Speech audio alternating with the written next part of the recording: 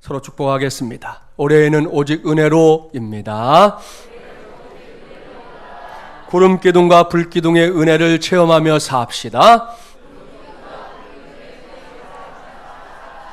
아니, 구름기둥, 불기둥이 어려워서 거꾸로 하시는 분도 있네.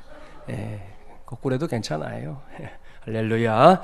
자, 오늘은 솔라그라티아 네 번째 시간입니다. 오늘은 감사절의 질문, 내가 여기에 이르기까지 하나님은 무엇을 하셨을까라는 제목으로 하나님의 말씀을 전하도록 하겠습니다. 말씀의 제목에서 밝히고 있는 대로 오늘은 우리 교회가 2017년 추수감사 주일로 지키는 주님의 날입니다. 여러분 중에 많은 사람들이 추수감사절의 유래에 대해 나름 알고 있을 거라 생각합니다. 때는 바야흐로 1620년 11월 20일이었습니다. 신앙의 자유를 찾아 유럽을 떠나 신대륙에 도착한 이 청교도들 들어보셨지요? 그들은 갖은 우여곡절과 죽음을 넘나드는 역경 끝에 이듬해 가을에 처음으로 이제 곡식을 수확하게 됩니다. 우리 성도들 중에도 집 안에 혹은 이렇게 옥상에 작은 텃밭을 만들어 놓은 경우가 있는데요. 그 작은 텃밭에서 수확을 해도 뛸 듯이 기뻐하는 것이 사람입니다. 하물며 죽음을 넘나드는 과정을 거쳐 추수를 했으니 그 기쁨이 어느 정도일지 좀 상상은 해보지만 그분들의 진짜 마음 다 헤아리기 어려울 정도입니다. 그때 플리모스의 총독이었던 윌리엄 브래드퍼드가 수확의 풍요함을 감사하며 그동안의 노고를 위로하는 축제를 이제 3일 동안 열게 됩니다. 특별히 그들은 신대륙에 도착한 자신들의 정착을 도와주었던 이 인디언들을 초대해서 추수한 곡식과 채소, 과일 등을 놓고 먼저 하나님께 감사 예배를 드렸고요. 그리고 음식을 나눠 먹었습니다. 이것이 오늘 우리가 지키고 있는 추수감사절의 효시인데요. 매년 전 세계에 자리 잡고 있는 교회들은 이맘때가 되면 지난 1년 동안 베풀어 주신 하나님의 은혜를 떠올리며 추수감사주의를 지키고 있습니다. 문제는 이러한 추수감사절의 의미가 오늘날의 성도들에게 와 닿는 데에 차이가 있다는 겁니다. 직접 농사를 짓는 사람들에게는 추수감사절 혹은 추수감사주일이라는 이 단어 하나만으로도 가슴에 팍 와 닿는 이 뭔가가 있어요. 그런데 우리처럼 이제 도시를 중심으로 살고 있는 성도들에게는 추수감사는 아마도 뭐 그런 걸 거야 라는 막연한 생각이 있을 뿐 가슴 깊이 와닿지 못하는 문제가 분명히 있습니다. 제가 지난 금요 333 기도회 시간에 말씀을 전하면서 목사님 한 분을 소개했어요. 그때 제가 CCM 찬송을 얼른 한 곡 불렀습니다. 여러분도 잘 아시는 무화과 나뭇잎이 마르고 포도 열매가 없으며 감람나무 열매 그치고 눈밭에 식물이 없어도 우리의 양떼가 없으며 외양간 송아지 없어도 난 여호와로 즐거워하리 난 여호와로 즐거워하리 난 구원의 하나님을 인해 기뻐하리라. 할렐루야. 사랑하는 마중물이라는 가족 여러분, 이 찬송이 유명한 찬송인가요? 무명한 찬송인가요? 유명한 찬송이에요. 그 목사님이 대전에 있는 한 교회의 금요철야에 가서 성도들이 찬양을 부르는 모습을 본 거예요. 유명한 찬송답게 남녀노소가 다 따라 불렀습니다. 그 중에는 자리에서 일어나서 열렬히 손뼉을 치면서 어떤 이는 몸을 흔들어가면서 찬송하는 그런 성도들도 있었습니다. 그런데 그때 목사님의 마음속에 문득 이런 생각이 들었다는 거예요. 진짜로?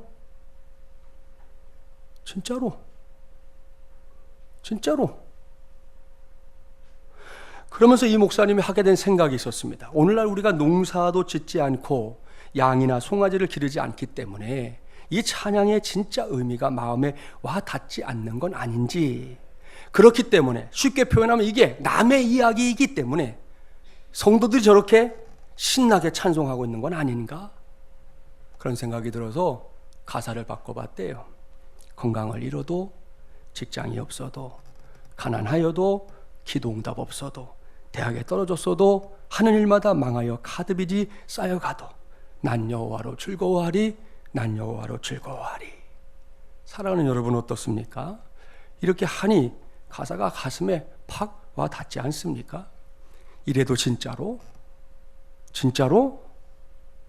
오늘 이 시간에는 그러한 목사님의 질문에 진짜로 아멘을 외칠 수 있는 저와 여러분이 되기를 간절히 바랍니다.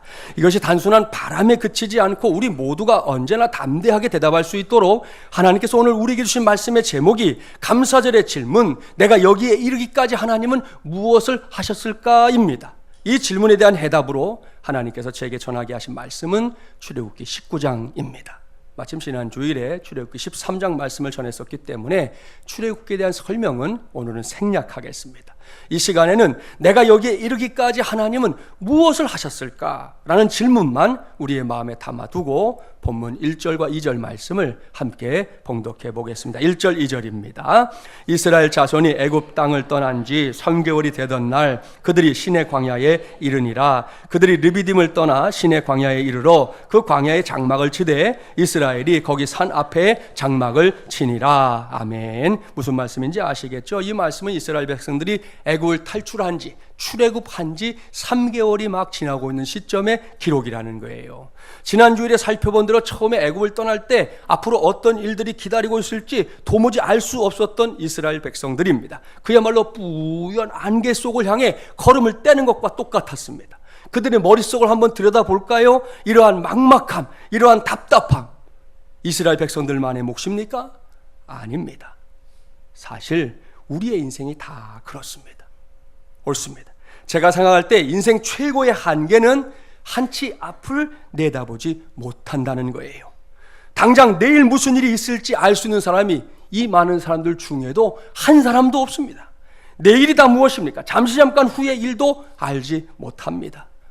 그러한 한계를 인정하게 만드는 글을 하나 소개할게요. 낮은 울타리라는 소책자 신앙 잡지에 최윤옥이라고 하는 형제가 직접 기고한 짧은 글입니다. 읽어드려 볼게요. 초등학교 1학년 때 곧 있을 운동회에서 릴레이 선수로 뽑힌 나는 있는 힘껏 집으로 달려갔다. 그리고 누워있는 엄마의 앙상한 팔을 베고 나란히 누웠다. 어린 나는 마냥 신나 있었다. 엄마, 나 릴레이 선수로 뽑혔어요. 엄마, 내일 모레 꼭 와서 응원해 줘야 돼. 그래. 위암 수술을 받고 배가 부풀어 있던 엄마는 대답조차 힘들었지만 무척 흐뭇해 하셨다. 그대로 잠이 들어 얼마를 잤을까? 동네 어른들이 웅성대고 있었다. 엄마는 나를 아는 채 오랫동안 준비해온 길로 떠나신 것이다. 장례식은 정신이 없었지만 어린 나는 운동회에 못 가게 될까봐 걱정이었다. 난 상주 망건 대신 천군 머리띠를 동여매고 부산하게 돌아다녔다. 내 모습을 지켜보던 아버지는 조용히 나를 부르시고는 그렇게 운동회에 가고 싶냐고 물으셨고 나는 기다렸다는 듯이 고개를 끄덕였다. 아버지는 그럼 학교에 가거라. 대신 혼자서도 잘할 수 있지 하시며 머리를 쓸어주셨다. 난 고개를 숙인 채 끄덕거렸지만 집 밖에 나와서는 함성을 지르며 만국기가 펄럭이는 학교에 갔다. 그리고 결국 릴레이에서 이겨 상을 탔다. 그런데 모든 게 끝나고 해가 질 무렵 갑자기 엄마가 보고 싶어진 나는 한 구석에서 눈물을 팔뚝으로 훔치며 꺼이꺼이 울었다. 아무도 등나무 아래에서 우는 나를 발견하지 못했다. 윤호가 아버지였다. 엄마를 묻고 아들을 찾으러 오신 아버지는 아무 말씀도 없었다. 난 여전히 울면서 상으로 탄 학용품을 아버지께 내밀었고 아버지는 그저 꼭 껴안아 주셨다. 집으로 오는 길 아버지가 꼭 붙든 손이 무척 아팠다. 하지만 아프다는 말을 할 수가 없었다. 어쩐지 그래야 할 것 같았다. 그런 글입니다. 여러분, 비록 짧은 글이지만 인생에 대해 몇 가지를 생각하게 만듭니다. 먼저는 정말이지 한치 앞도 내다볼 수 없는, 그것을 예측하거나 알 수 없는 것이 인생이구나 하는 사실입니다. 윤옥 형제는 내일 모레를 기약했지만 그것은 어디까지나 일방적인 기약일 뿐이었어요. 어머니에게는 내일 모레는커녕 내일도 없었습니다. 이렇게 미래에 대해서는 아무것도 모르는 것이, 그야말로 1도 모르는 것이 우리 인생입니다.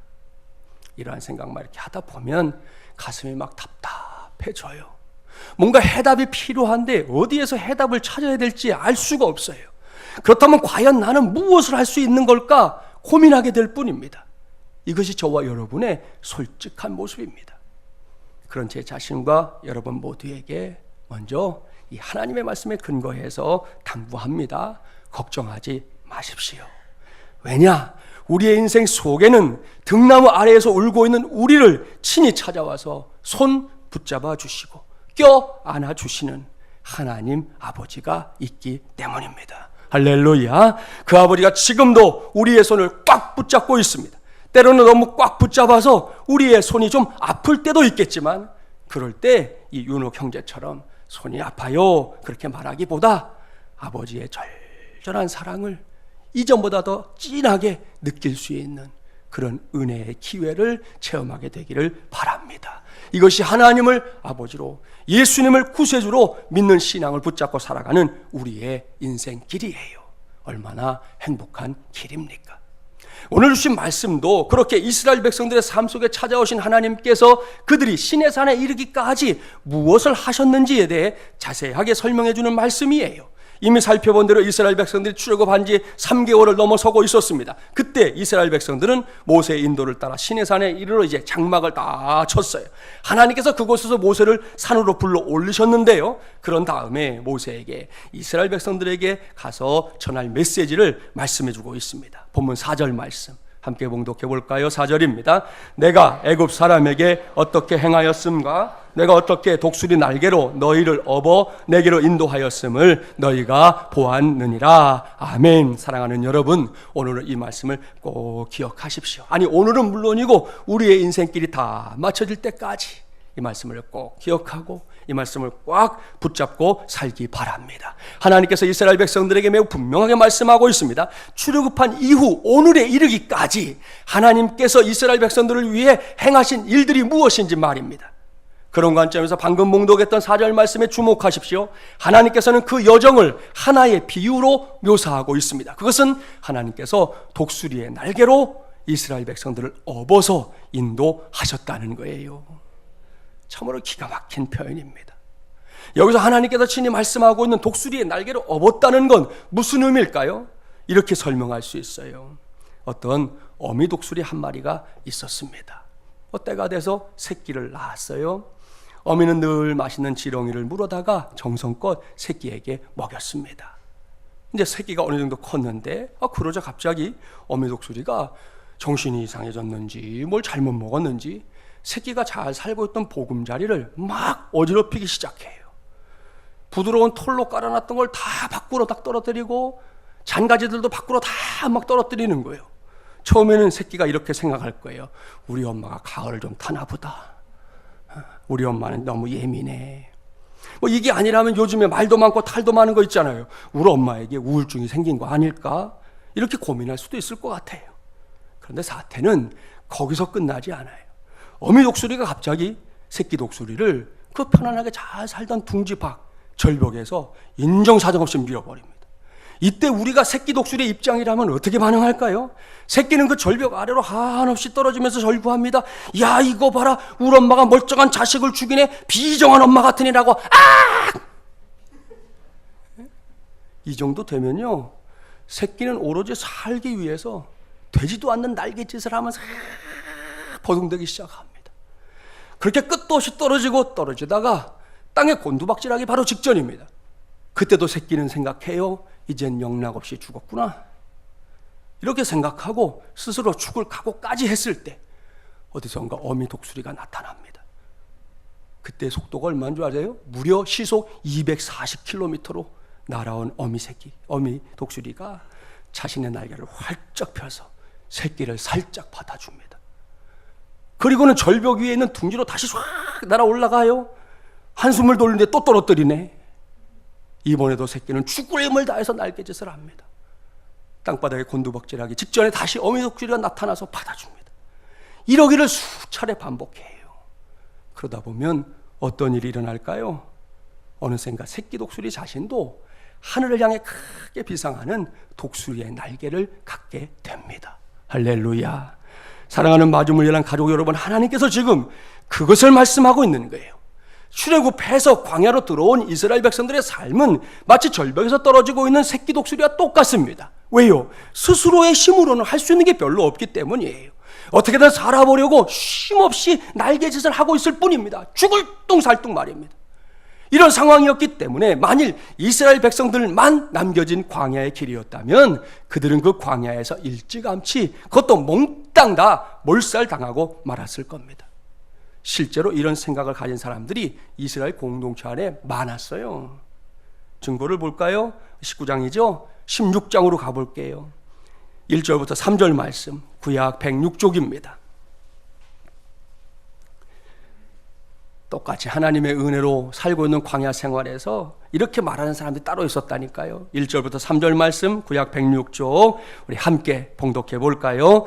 이스라엘 자손의 온 회중이 엘림에서 떠나 엘림과 시내산 사이에 있는 신광야에 이르니 애굽에서 나온 후 둘째 달 15일이라 이스라엘 자손 온 회중이 그 광야에서 모세와 아론을 원망하여 이스라엘 자손이 그들에게 이르되 우리가 애굽 땅에서 고기 가마 곁에 앉아 있던 때와 떡을 배불리 먹던 때에 여호와의 손에 죽었더라면 좋았을 것을 너희가 이 광야로 우리를 인도해내어 이 온 회중이 줄여 죽게 하는도다. 보십시오. 뭐 설명이 필요 없죠. 이제는 너나 할 것 없이 모두가 광야에서 영락없이 죽게 됐다는 겁니다. 이 말씀 바로 앞을 보면 그때에는 마땅히 마실 물이 없어서 죽겠다 했던 사람들이에요. 그러더니 이제는 먹을 것이 또 없다고 죽겠다 또다시 난리가 난 겁니다. 요즘 흔히 하는 말로 6.25 때 난리는 난리도 아닌 그런 난리가 난 거예요. 저는 이렇게 걸핏하면 불평과 원망을 일삼는 사람들을 향해서 꼭 묻고 싶은 게 있어요. 그래서 정말 죽었습니까? 입만 열면 죽겠다 했는데 정말로 죽었냐고요? 안 죽었습니다. 살았습니다. 그것도 막 간신히 산 게 아닙니다. 잘 살았습니다. 비록 광야의 삶이었지만 정말로 잘 살았습니다. 그 이유는 그들이 있는 그 광야에 하나님도 함께 있었기 때문입니다. 할렐루야. 그렇습니다. 노예살이 때문에 치를 떨었던 애굽을 빠져나온 다음에 하나님의 산인 이 시내산에 이르기까지 그 길고 험한 여정에 이스라엘 백성들의 힘과 노력만 있었던 게 아니에요.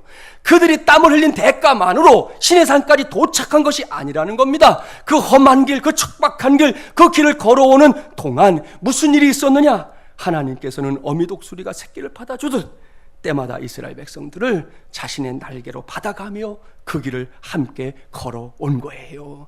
오로지 그 은혜를 힘입어 이스라엘 백성들이 지금 하나님의 산인 시내산까지 오게 된 줄 믿습니다. 할렐루야. 사랑하는 여러분, 이제는 저와 여러분 우리 모두의 차례입니다. 딱 한 번뿐인 인생길인데 저와 여러분이 절벽 위에서 떨어지고 있는 새끼 독수리 신세와 같은 상황에 처할 때가 종종 있잖아요. 소위 막막하다고 말하는 그런 상황들 말입니다. 그뿐이 아니죠. 버겁다, 지친다, 못해 먹겠다, 다 때려치우고 싶다, 어디론가 훌쩍 떠나버렸으면 정말 좋겠다, 왜 나는 맨날 이 모양 이 꼴로 살아야 하는가. 이런 상황에서 제일 심한 넋두리가 뭔지 아시죠? 확 죽어버렸으면 좋겠다. 이런 호소가 너무나 잘 어울리는 상황들이 우리 인생길에 분명히 있어요. 그럴 때 우리 역시 묻게 됩니다. 뭘요? 내가 여기에 이르기까지 하나님은 무엇을 하셨습니까? 도대체 어디에 계십니까? 내가 여기에 오도록 내가 이렇게 살고 있는 이때까지 하나님 뭐 하셨어요? 도대체 어디 계세요? 묻게 된다니까요. 이것은 우리 편의 원망입니다. 우리 편의 넋두리입니다. 우리도 사람이니 그럴 때 얼마든지 원망하고 넋두리 할 수 있어요. 인정합니다. 그러나 여러분, 적어도 우리는 원망과 넋두리만 하고 있지는 맙시다. 때로 실망 중에서든 고민을 하면서든 길이 보이지 않아 안절부절 못할 때이든 마지막이라 생각하고 팔을 늘어뜨릴 때이든 간에 이런 질문과 함께 꼭 해야 할 일이 있어요. 그것은 이런 질문과 함께 하늘을 보는 것이고요. 이런 질문과 함께 하나님의 말씀인 성경을 펼쳐보는 겁니다. 그러면 거기에서 하나님이 대답하십니다. 내가 지금 너를 인도하고 있지 않니? 나는 지금도 절벽에서 떨어지는 새끼를 받아주는 어미 독수리처럼 날개를 펴서 너를 업어 너를 인도하는 중이란다. 이것이 하나님의 대답이에요. 하나님의 마음이에요. 하나님의 섭리입니다. 그렇습니다. 이것이 사실이기 때문에 지금 여기에서 우리가 해야 할 것은 다른 것이 아니에요. 누가 뭐라 해도, 아니 설사 내가 생각해도 나의 인생이 끝없는 나락으로 떨어지고 있는 것 같다 하더라도 그 속에 우리 주님께서 동행하고 있다는 사실을 확고부동하게 붙잡는 겁니다. 우리가 살면서 만나게 되는 그 어떤 상황에서도 그러한 은혜의 줄만큼은 결코 놓치지 말자는 말씀입니다. 그러면 우리 모두는 오래지 않아 곧 알게 됩니다. 그러한 우리의 확신이 한낱 공상이나 신기루 같은 그 무엇이 아니라 우리의 삶에서 체험되고 체득되는 현실이라는 것을 곧 알게 될 줄 믿습니다. 이것이 오늘 제가 여러분에게 힘주어 전하려고 하는 솔라그라티아, 오직 은혜로입니다. 아주 오래전부터 전해지는 작자 미상의 그런 신앙적인 글이 하나 있어요. 아마 여러분 중에는 이미 들어보거나 읽어본 성도들도 있을 겁니다. 제목은 모래 위의 발자국이에요. 한번 들어보십시오. 어느 날 밤 한 사람이 꿈을 꾸었습니다. 그 꿈속에서 그는 예수님과 함께 해변가를 따라서 걷고 있었습니다. 그때 하늘을 가로질러 그의 삶의 장면들이 펼쳐졌습니다. 모래 위에는 두 사람의 발자국이 있었습니다. 그 중에 하나는 그의 것이었고 다른 하나는 주님의 발자국이었습니다. 그의 삶의 마지막 장면이 그의 앞에 펼쳐졌을 때 그는 모래 위에 새겨진 발자국들을 뒤돌아 보았습니다. 그런데 그 인생의 행로 중에 여러 번 오직 한 사람만의 발자국만 남겨져 있음을 발견했습니다. 그때는 그의 삶에서 가장 절망적이고 슬펐던 일들이 일어났었던 때였습니다. 이것은 참으로 그를 괴롭게 했고 그는 주님께 물어보았습니다. 주님께서는 내가 너와 함께 하리니 너는 항상 나를 따를지어다, 이렇게 말씀하셨잖아요. 그런데 내 인생의 가장 어려웠던 시절들을 돌이켜보니 거기에는 한 사람의 발자국밖에 없지 않습니까? 왜 내가 주님을 가장 필요로 할 때 주님께서는 나를 떠나셨는지 이해할 수 없습니다. 도대체 왜요? 그러자 주님께서는 이렇게 대답하셨습니다. 나의 소중한, 정말 소중한 아이야, 나는 너를 사랑한단다. 나는 너를 결코 떠난 적이 없었단다. 내가 고통과 환난 가운데 있을 때에 모래 위에서 한 사람의 발자국을 본 것은 그때 내가 너를 업고 지나갔기 때문이란다. 할렐루야. 사랑하는 마중물이라는 가족 여러분, 바로 여기에 해답이 있습니다.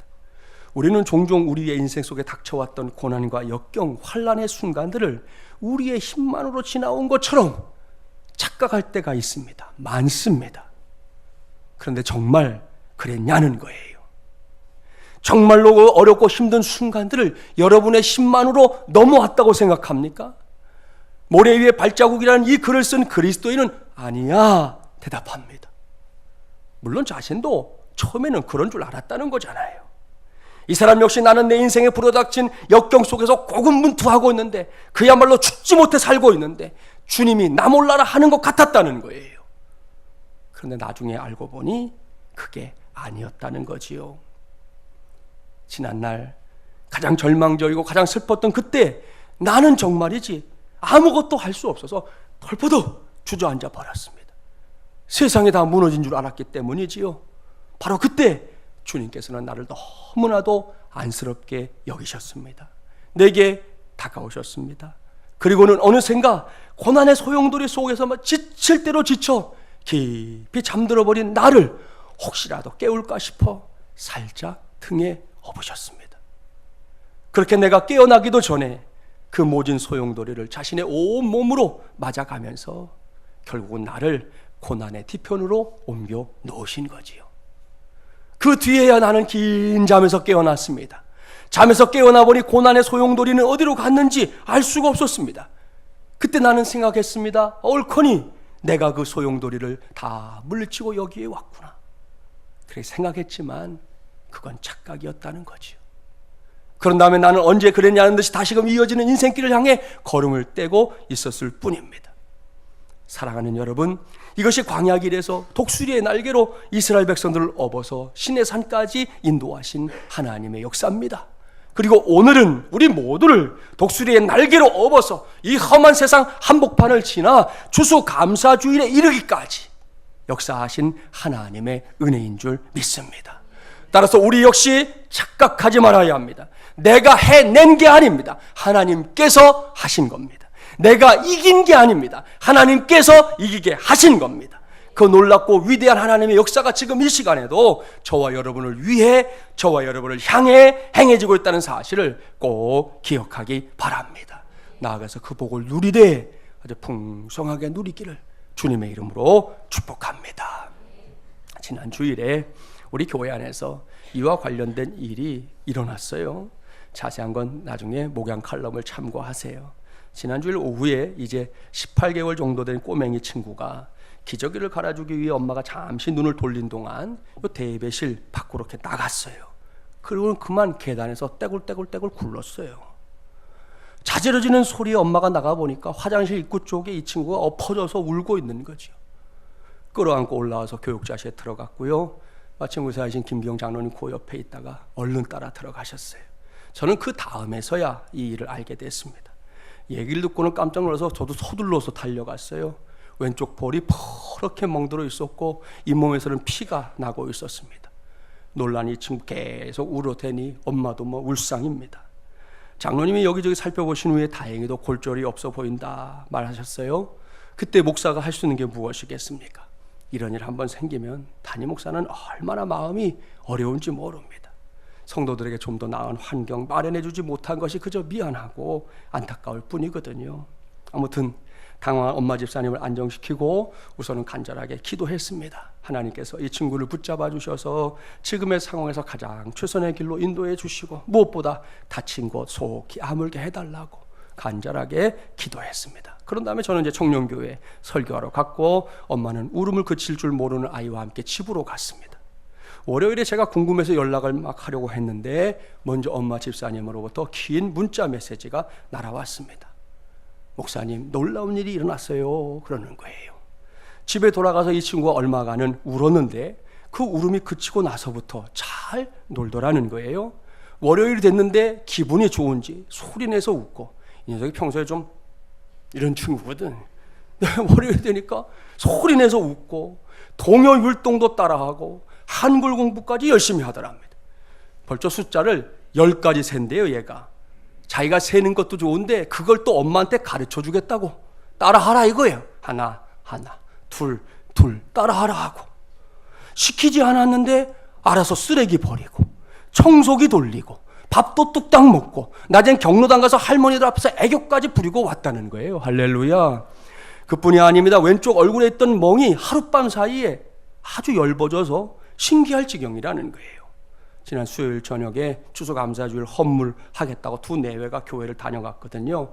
그때 저한테 증거 사진까지 보여주는 거예요. 전, 후. 전에는 이렇게 펄했는데 후에는 이게 안 보인다 이거예요. 하루 사이에 일어난 일이라는 거예요. 감사한 것은 이런 일이 있기 전에 친정 어머니 집사님 제가 잘 아는 분이거든요. 그 집사님이 명절 기간에 맹장염으로 좀 고생을 하셨는데 몸이 많이 불편했는데도 굳이 손녀를 위해 3일을 작정하고 기도하러 기도원에 올라갔다는 거예요. 이 따님 집사님이 신앙생활 열심히 하거든요. 열심히 있는 신앙인의 입장으로 봐도 어머니의 그 일이 마음에 들지 않는 거예요. 아니 몸이 저렇게 아픈데 무슨 기도하러 가신다고 저러나 그게 이해가 안 됐어요. 사위 말도 할 거 없죠 뭐. 장모님 좀 이상하시다 말이야. 도대체 왜 저러시냐 이거예요. 이해가 안 된다 그랬다는 거죠. 그런데 이 일을 겪으면서 그 일이 그냥 일어난 일이 아니라는 걸 깨닫게 됐다는 거잖아요. 목사가 간절한 마음으로 기도했던 것에 대해서도 감사를 표하면서 자기가 이제 처음으로 정말 엄마가 돼서 아이를 키우고 있는데 엄마로서 이 자녀를 위해서 내가 더 열심히 기도해야 된다는 걸 새삼스럽게 깨닫게 됐습니다. 그러는 거예요. 그리고 놀라운 건 이 일을 전해드는 아빠 집사님의 반응이에요. 지난주일에 아빠가 이제 경찰이기 때문에 근무하면 못 오거든요. 지난주 못 왔어요. 화요일에 제가 노회에 참석하는데 전화가 온 거예요. 그러면서 하는 말, 목사님 그 계단에 CCTV가 혹시 없나요? CCTV를 묻는 거예요. 왜? 아이가 너무 멀쩡해서 도대체 어떻게 이럴 수 있는지 너무 궁금합니다. 이게 애기 엄마가 거짓말하는 것 같다 이거예요. 그때 제가 할 수 있는 말 분명하지 않습니까? 네 집사님 저도 놀라고 있어요. 모두가 하나님의 은혜입니다. 하나님이 이 친구를 보호해 주신 덕분이지요. 저의 말에 아빠 집사님도 동의했어요. 수요일에 같이 왔다고 그랬잖아요. 교회 올라오면서 아빠 집사님이 아예 계단을 세는 거 있죠. 하나, 둘, 셋, 넷, 다섯, 여섯, 일곱, 여덟, 아홉. 분명히 9개인데. 한두 개짜리 계단이 아니라는 거예요. 분명히 9개인데. 그러면서 이건 그냥 일어날 수 있는 일이 아니라는 거지요. 결국은 하나님의 도우심이었다는 걸 인정하게 됐습니다. 저는 이 일이 마침 지난주일 메시지에 전했던 구름기둥과 불기둥의 은혜 3가지 말씀드렸잖아요. 그 중에서 뭐예요? 눈에 보여지는 은혜. 이것이 확실하다고 말할 수 있었습니다. 모든 영광을 하나님께 돌립니다. 할렐루야. 보십시오. 여기 어디에 우리가 뭔가를 했다고 할 수 있는 착각의 여지가 있습니까? 없어요.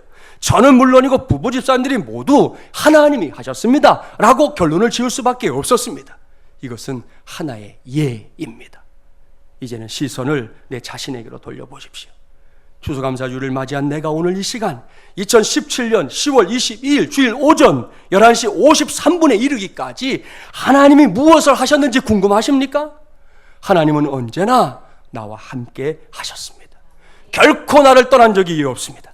좋을 때는 말할 것도 없고 힘들고 어려울 때에도 심지어 죽고 싶어 몸부림을 칠 때에도 하나님은 나와 함께 하셨습니다.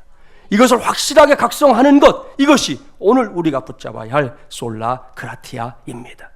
그렇습니다. 내가 나락으로 떨어질 때에는 어미 독수리가 날개를 펼쳐서 새끼를 받아내듯 그렇게 나를 인도하셨습니다.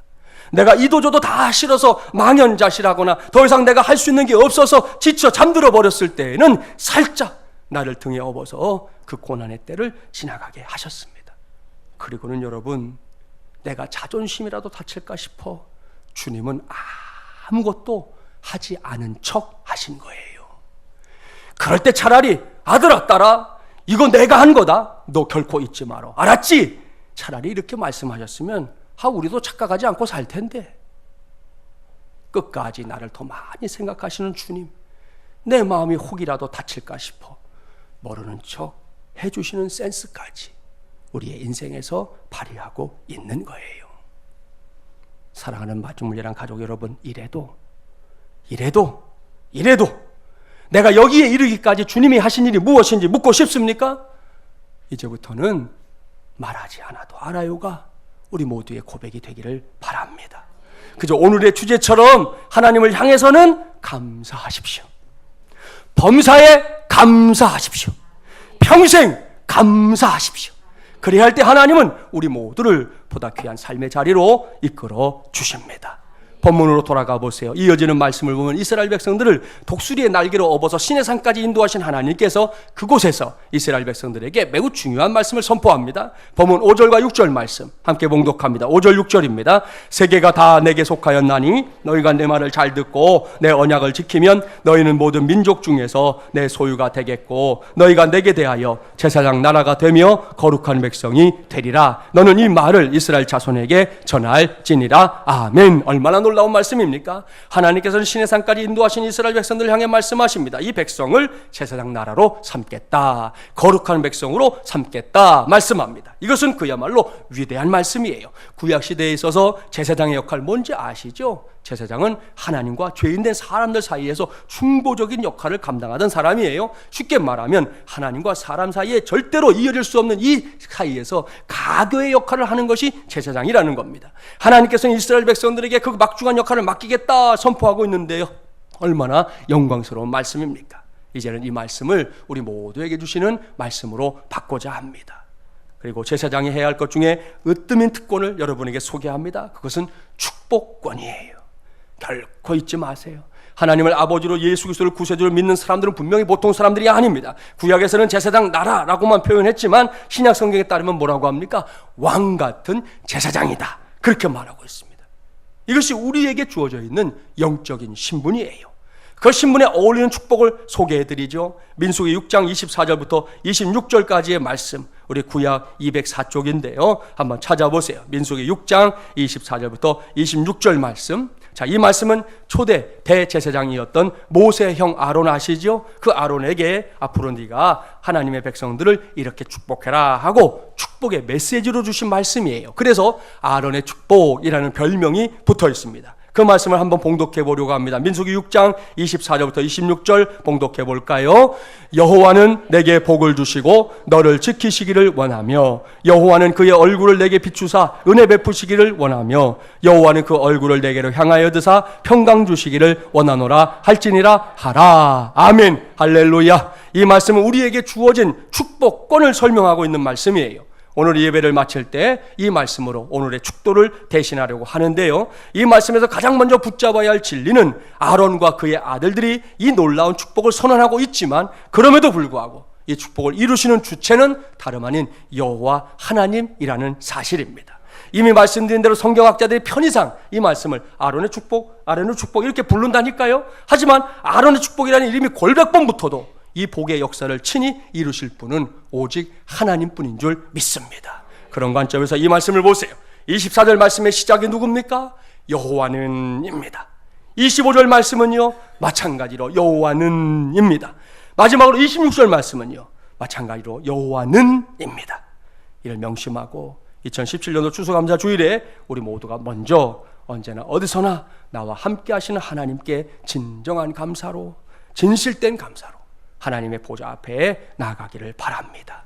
그 보좌로부터 흘러내리는 모든 복과 은혜, 내가 받는 건 물론이고요, 나의 가족들, 또 함께 신앙생활하는 우리 성도들, 나아가서 온 세상과 열방을 향해서 아까워하지 말고 기꺼이 흘려보낼 수 있는 저와 여러분이 되기를 주님의 이름으로 간절히 축원합니다. 기도합시다.